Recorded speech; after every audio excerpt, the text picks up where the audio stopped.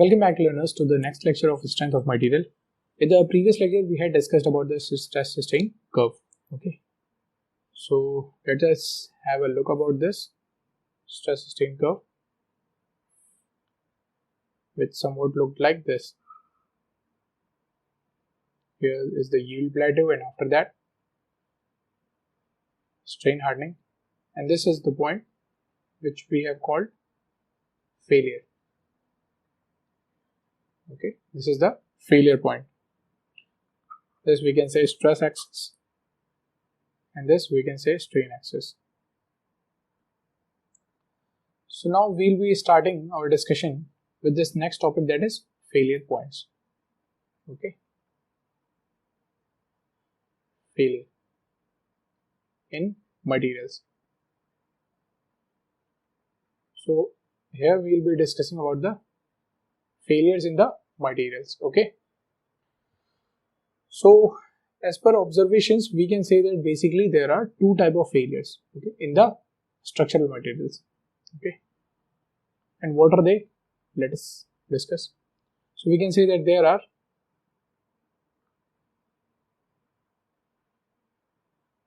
two types of failures observed in structural material. Okay, excluding, we can say excluding polymers, because we are not concerned about the polymers. So basically there are two types of failures. Okay, so let us name them and discuss few points about them. So here the first type of failure is plastic deformation.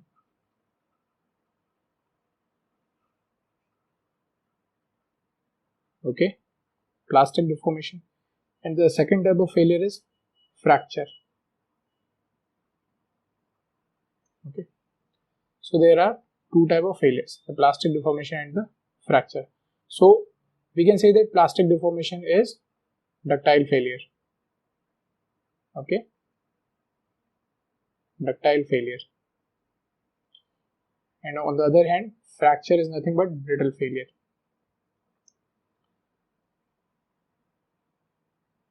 Brittle failure. Okay, now let us see with the diagram that what is a ductile material and what is a brittle material. Okay, what is ductility and what is brittleness. So we had discussed here that there are two types of failures, the ductile failure and the brittle failure. So we can say that ductile failures are those failures which give proper warning, ample amount of warning before failure. Okay, they show proper yielding. But brittle materials, brittle failures, they doesn't show any kind of yielding. Okay, so here we can write it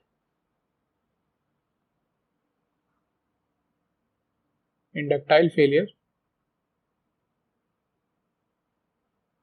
You can write material gives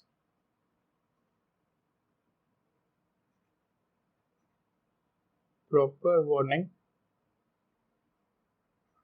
before failure occurs. Okay, before failure occurs with the help of yielding.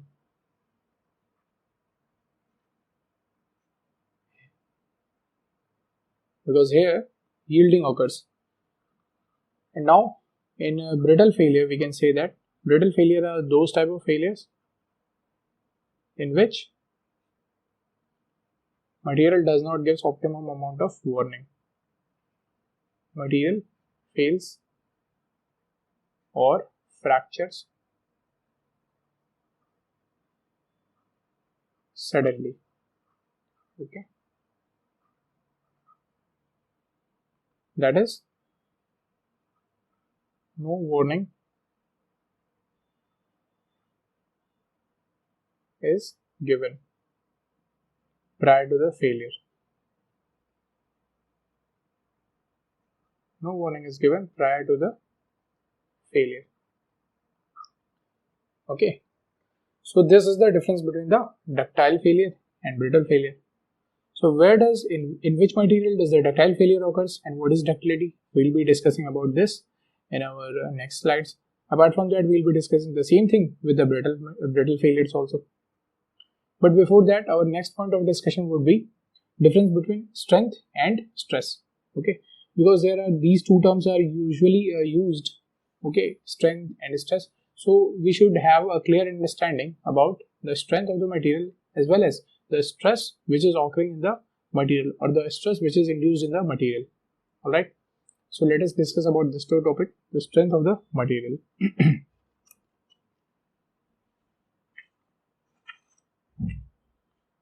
So the next point of concern will be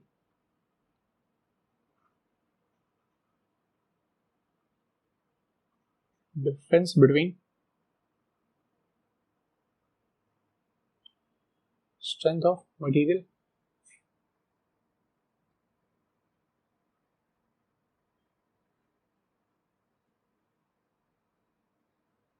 and stress in material. So this will be our next point of concern. Okay. So in order to understand this, we can develop a clear understanding of this concept with the help of a basic diagram or a simple diagram. Okay. So let us begin with this analysis. Suppose we are having a material which is stressed axially. Okay. In this material, axial forces applied. So what happens is, if we take a cross section at any particular x distance from this end A, let us say this is end B. So if we take a cross section at a x distance from end A, what happens is this material will be subjected to a stress sigma, which will be nothing but load upon area. Okay, and apart from that, there will be some strain also, and that is change in length with respect to the original length. Okay, what happens is now we increase the force. Okay, now the force is increased. Initially it was, let's say, P1, but now the force is increased and it is kept as P2. Again, if we try to take the cross section at a distance x from end A, what happens? It will be subjected to a stress, that is P2 divided by area, and apart from that, it will be subjected to a strain, that is again change in length with respect to the original length. Now let us increase the force to P3, and again let us take a cross section P3. So if we take a cross section at a distance x from end A, suppose we get sigma is equals to P3 upon area, and strain is equals to change in length upon original length. So what do we observe? We observe that in the first condition, in the second condition, in the third condition, there is a force which is being applied axially, and due to that force, if we take a cross section, we discover the stress and the strains. Now let's say in the first cases, after the removal of force, what happens? The body gets back to its original position. But in the third case, the body doesn't get back to its original position. Okay? Or we can say that the body shows some amount of yielding. Okay. So here we can write it after removal of force. Here, body gets back to initial position. Okay, the body gets back to its initial position. But in this case, after removal of the force, body shows some yielding. Okay, in this case what happens? Body shows some amount of yielding. Okay, and what is yielding? What is yielding? It can be also said as permanent deformation. Permanent deformation. Okay, like if I try to yield a material and if I try to increase the stresses beyond the yield stress of the material, what happens is it will resist the stress, but if I remove the load, the body won't come to its initial position. So there we can say that we have some sort of permanent deformation in the body, and that is known as yielding. Okay. So from this analysis, we can say that stress at which the permanent deformation took place or takes place in a material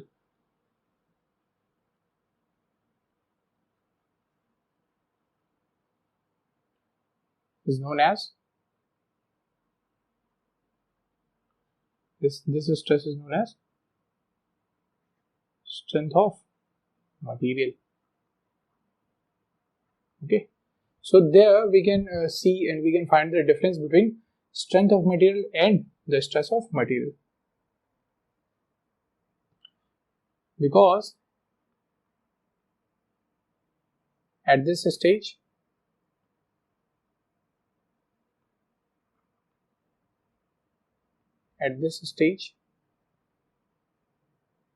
the body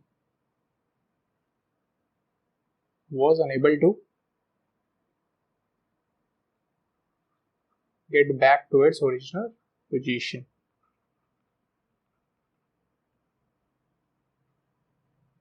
Right? Original position. Okay.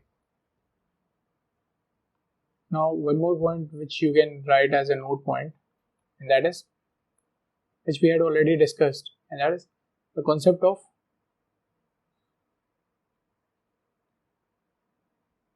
stress strain doesn't exist for a perfectly rigid body. Alright, because we do all this analysis keeping in point that we are discussing, or the subject of our analysis is nothing but a deformable body. So the concept of stress and strain does not exist for the perfectly rigid body. So here in this manner we came to know about the difference between the strength of the material and the stresses with which the material is subjected to. Okay. So now the next point of discussion will be ductility. Okay, ductility. So what is ductility? Whenever you have seen various materials like electrical wires, okay, and those thin materials which can be casted into very thin cross section and very longer in length, have the ductility property in them. So we can say that ductility is the ability of a material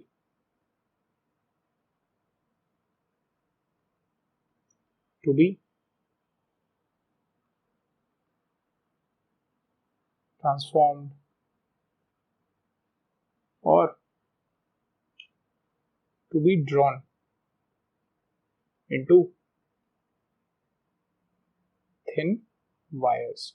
Okay, so ductility can be explained as the ability of a material to be transformed or to be drawn into thin wires. Okay, so every material has three types of stresses. The first one is the compressive stress. Okay, the second one is the tensile stress, and the third one is the shear stress. So we'll be discussing about these three types of stresses when we consider a ductile material. So with our general discussion, we can say that a ductile material, generally a ductile material is strong in compression and weak in shear forces. Okay, and weak in shear. So ductile materials are the materials which are weak in shear force. So if we arrange the order for a ductile material, this will be the order that the compressive stress taken by the ductile material is much more than the tensile stress taken by the ductile material, and then shear stress will be the least stress which a ductile material can take. Okay, so this is the order of the stresses for ductile material. Now apart from that, if we give some of the examples of a ductile material, we can say that steel, it is a ductile material. Okay, we can say copper, this is also a ductile material. So this is the example. Alright, now let us move towards our next topic, next basic definition, that is brittle material or brittleness. Brittleness. So here we can say that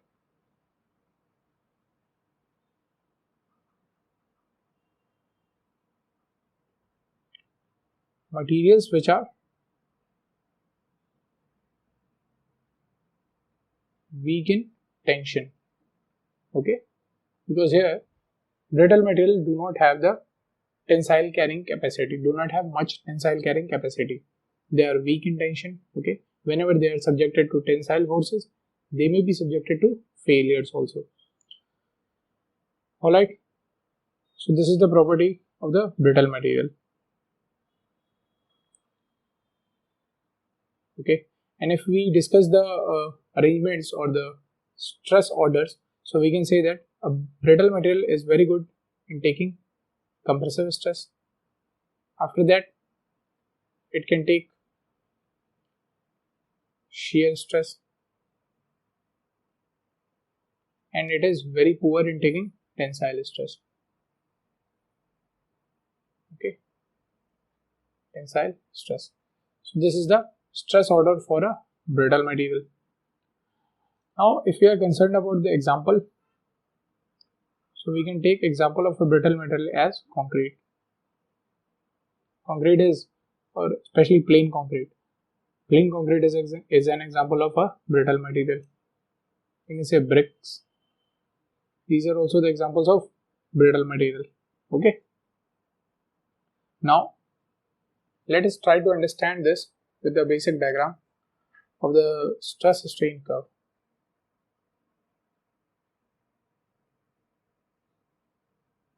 Alright, suppose we have a stress strain curve for a ductile material and a stress strain curve for a brittle material. So the curve for a ductile material somewhat looks like this. As we have discussed also that mild steel is also ductile in nature. Okay, so this is nothing but the stress and this is strain. Similarly here, this is the stress and this is strain. For some of the ductile material, the stress strain curve looks like this. So this is ductile and this is brittle. And for some of the brittle material, the stress strain curve looks like this. Okay. Now there we can see 2 points here and the last point this. So this is nothing but the yield point. And apart from that, this is failure. Right. Here we observe the yield point like this. This is yield blue, yield point. And apart from that, this is a failure point. Okay. So the concern regarding the ductile material and the brittle material, it is this. We can see that the strain observed at the yield point when the material reaches at its yield point and the strain observed when the material reaches at its failure point is significantly different. Okay, so in this case we can say that a material gives proper warning before getting to failure. But if we see the difference of the strains or the strain values in the ductile material, we can find that the strain values are very less. So there is no significant difference. So we can say that once the brittle material reaches to its yield point, it may be reaching to its failure point also. Okay, in the coming time, as soon as we increase the load, it is quite possible that the brittle material can suddenly fail. So the diagram with the shaded portion can be said as the post-elastic deformation. Post-elastic deformation. So a ductile material is having post-elastic deformation greater than 5%. If a material is having a post-elastic deformation greater than 5%, then it can be classified as a ductile material. And if the post-elastic deformation is less than 5%, then the material can be classified as a brittle material. So you can consider this point also if you have to differentiate in between the ductile material and the brittle material. Okay.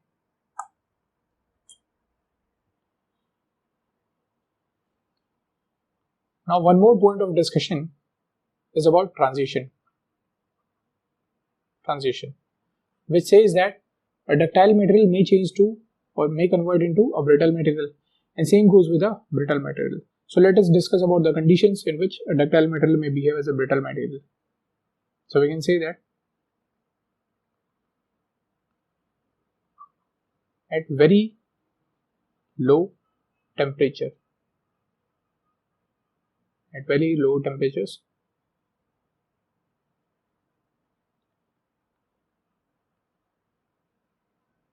ductile material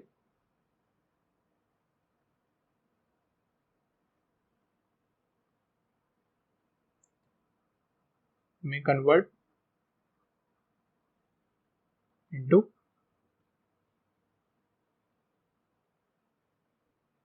brittle material.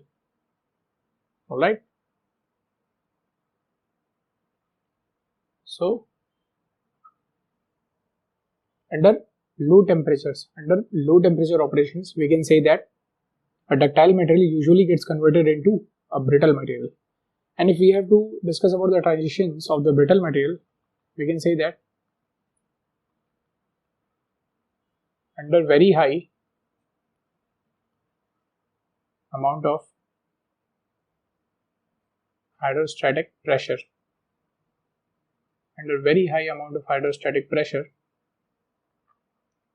conditions,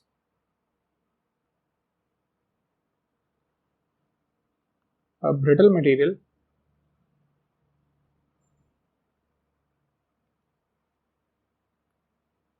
may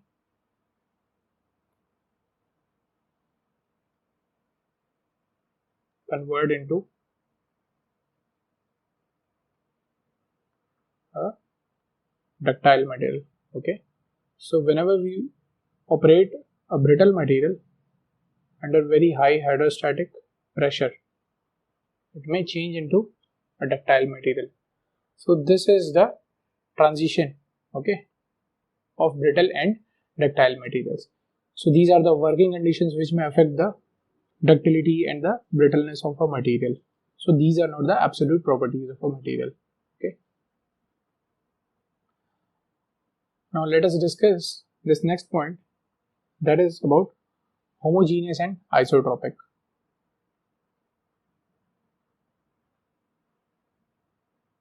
Homogeneous and isotropic. Okay.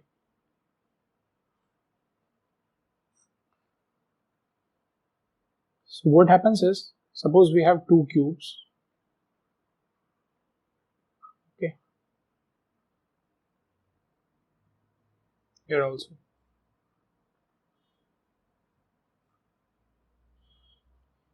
And let's say we have to measure elastic property, that is E. Okay, Young's modulus of elasticity. Young's modulus. So in the homogeneous material, what happens is, let us say we take this point A, and let us say we have taken this point B. So if we try to calculate the Young's modulus of elasticity in x direction, okay, let me assign the direction. This is x and this is y. So if we try to calculate the Young's modulus of elasticity in x direction, let us say the value is E or E1. So if we find out the Young's modulus of elasticity, but now not at point A, we are supposed to find out the Young's modulus of elasticity at point B. What happens is, at point B also, the material will show the same Young's modulus of elasticity, that is E1. Now suppose at point A, we are concerned to find out the Young's modulus of elasticity in y direction. Now if we see that there is a difference, okay, rather than E1, if we get E2 value at point A in the y direction, and if we consider point B also, and if we get E2 value in the y direction, then we can say that the material is homogeneous in nature. Okay. But on the other hand, if we take this isotropic material, okay, and if we try to find out the Young's modulus of elasticity in x direction, let's say this is E1. If we try to find out this in y direction, again we'll get the same value, that is E1. Apart from that, we can find out the Young's modulus of elasticity in any other direction, and in all the directions we will get the same value, that is E1. But if we change the point and if we go to point B, this was point A. Now let's say we are changing the point and we are considering the Young's modulus of elasticity at point B in the same material. So now in x direction it will show E2, not E1. Similarly in y direction again it will show E2. In any other direction it will show E2. So with that we can deduce the difference between a homogeneous material and an isotropic material. So we can say that for a homogeneous material,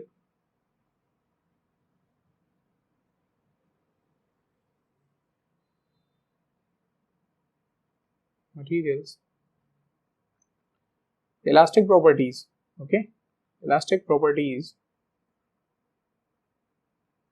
remains same in a particular direction, okay, in a particular direction. If we choose two different points,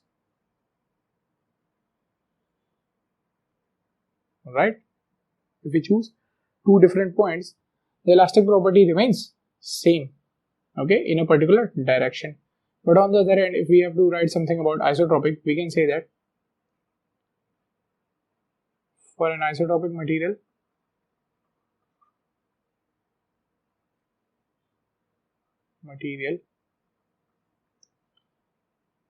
the elastic properties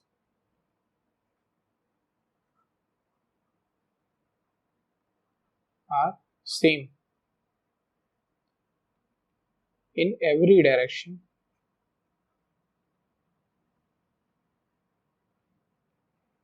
at a particular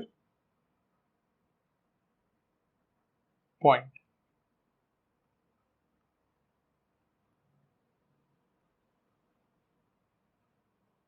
It may change with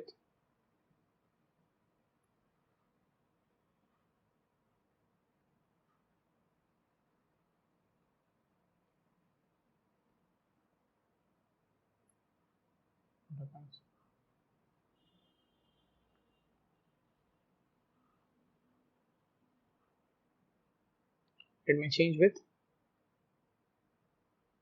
change in point. Okay, so we can say this with the isotopic material. Okay, now if we have to write the examples, so for homogeneous material, the example may be wood. Okay, apart from that, iron, steel, these are the homogeneous materials. And if we have to write few of the examples of isotopic material, we can write glass,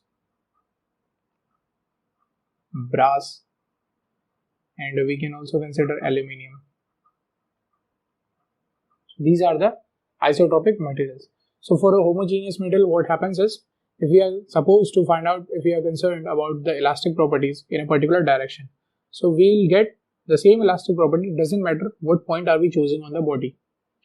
But on the isotopic material, if we choose a particular point, so we'll get the same elastic property in every direction. But if we change the point, we won't get that same particular elastic property. So this is the basic difference between homogeneous material and the isotopic material.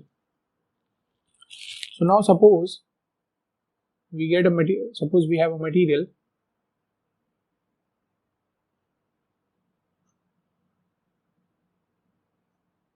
in which we have 2 points, point A and point B. Here also the Young's modulus of elasticity is E. Here also it is E. Here in this case, in perpendicular direction it is E. Same goes with this. Now if we consider this point, it is E. If we consider this point, it is E. Same goes with this. Okay. So what kind of material we may say to this particular thing? We can say that it is a homogeneous and isotopic material. Okay, this material is a homogeneous and isotopic material because it shows the property of homogeneous materials and as well as that of isotopic material. Okay, so our basic assumption for the strength of material, for the analysis of strength of material, will be this point only, that we will be discussing about all the materials which are homogeneous as well as isotopic in nature.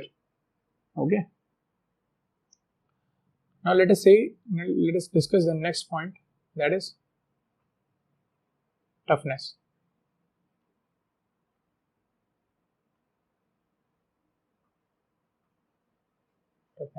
What is toughness?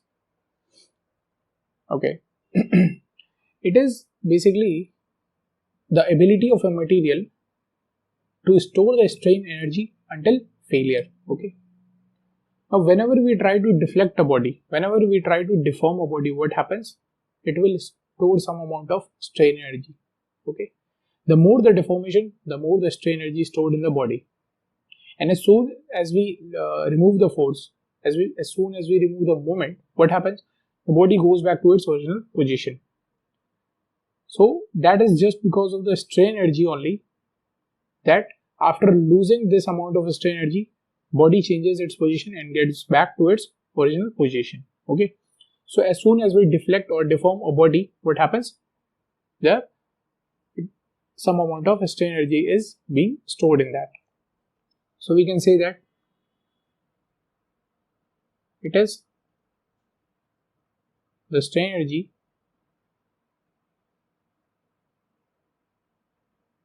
stored in a body until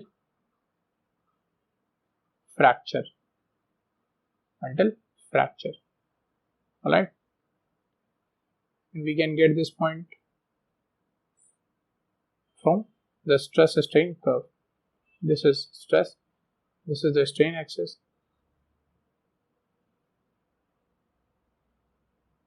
Let's say this is the variation of the stress strain, this is the fracture point. Okay, so if we have to calculate the strain energy, we can say that it is nothing but the area under this entire curve, this area. This is the strain energy.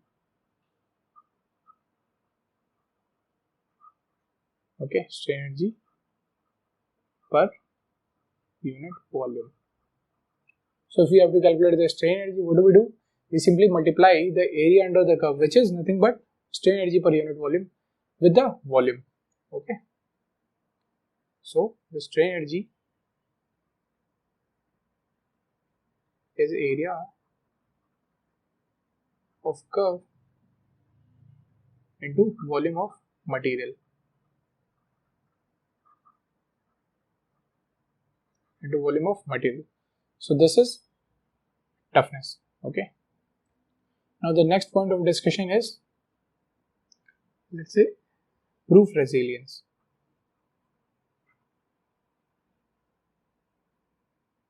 Or we say resilience. Now what is this? We can say that it is the ability of a material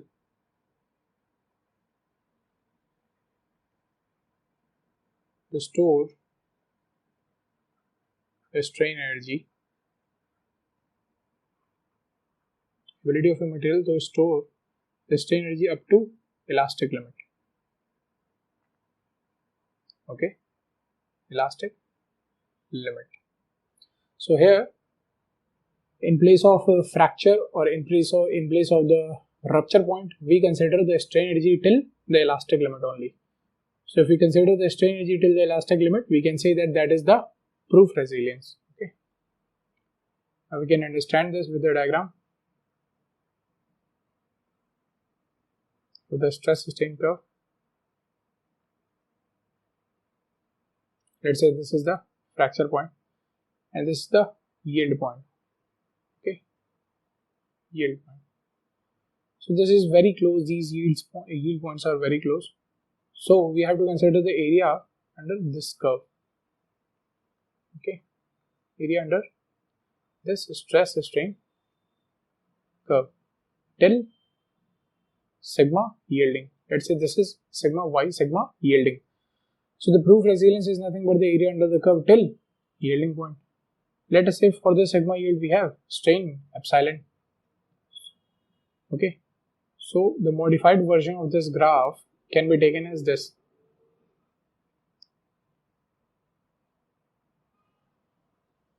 Okay, or from that let us take it as the ideal stress strain curve, somewhat like this.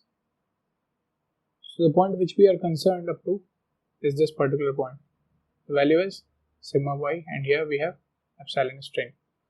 So we can say that the area of this triangle, our concern is to find out the area of this triangle. So this is nothing but we just idealize the shape of a stress strain curve into a triangle. Okay, so you can say that we consider the epsilon y till here only, because in most of the material it is very hard to determine the sigma ultimate. Okay, upper yield point actually. So this is the lower yield point. Lower yield point. So here we have the values.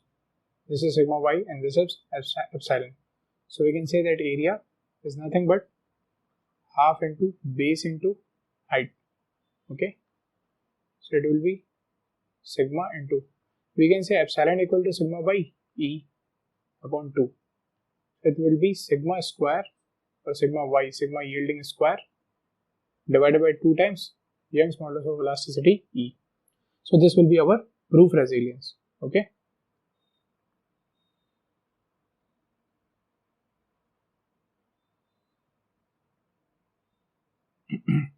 This is actually the strain energy, strain energy stored. So this is the area under the curve, sigma square upon 2e. This is the area. So if we have to calculate the strain energy, okay, strain energy, we can say the strain energy is nothing but area into volume. Area into volume of the particular material. And what is area? We have already determined it. It is sigma square y upon 2 times E into volume. So this will be the strain energy total. Okay. Now let us see the next point of discussion. Next point of discussion is modulus of toughness. We had discussed about the toughness. Now let us say what is modulus of toughness.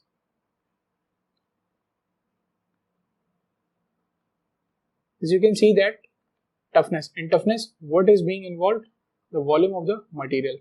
So as soon as the volume of the material changes, what happens? The toughness value of the particular material changes. So we can say that toughness is not the material property. It is not a material property. It is not a material property because it may change because it changes as the dimension changes. Okay, as the dimension changes, the toughness of the material changes. So it is not a material property. So we can say that modulus of toughness is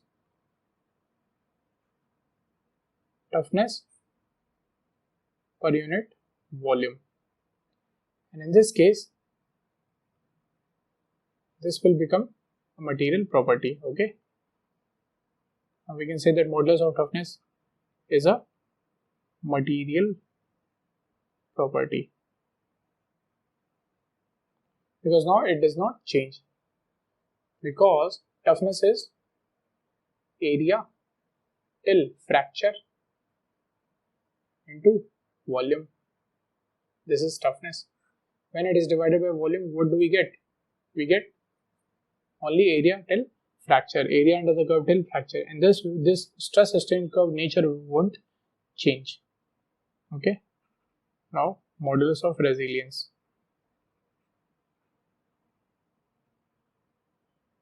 Modulus of resilience.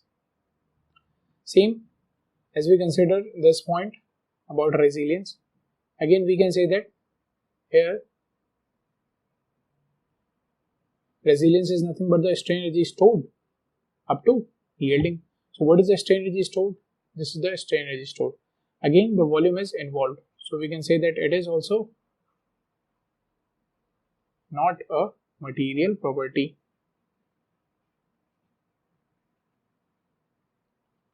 Okay, and the argument will be same. What? Because it changes as the dimension changes. As the length, width and area, cross-sectional area of the body changes, it will change. So what is the modulus of toughness? It is modulus of resilience is resilience or proof resilience per unit volume. And now this will be nothing but sigma y square upon 2 times E. Okay. And hence this will become a material property. Okay. This will become a material property. So with that, our discussion about these things end into this lecture.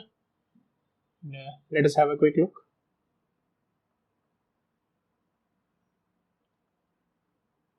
So we started this topic with the failures in material. Okay, where we had the stress strain curve, we had the failure point. Then we went to the two type of failures. Okay, the plastic deformation and the fracture. So we discussed about this brittle failure and the ductile failure. After that, we discussed about the difference between strength of material and stress of material. Okay. After that, the next point of discussion was about the ductility. As we know, the ductile material are weak in shear. Similarly, we had discussed about the brittle materials which are weak in tensile forces. Okay. Now we came to know about this post-elastic deformation. It is more than 5% for the ductile material. After that, we can see this here. We discussed about the conditions where ductile material changes into brittle material and vice versa. Followed by the difference between homogeneous and isotopic materials. and then toughness and proof resilience. So with that, our lecture may be finished. Okay, so thank you so much.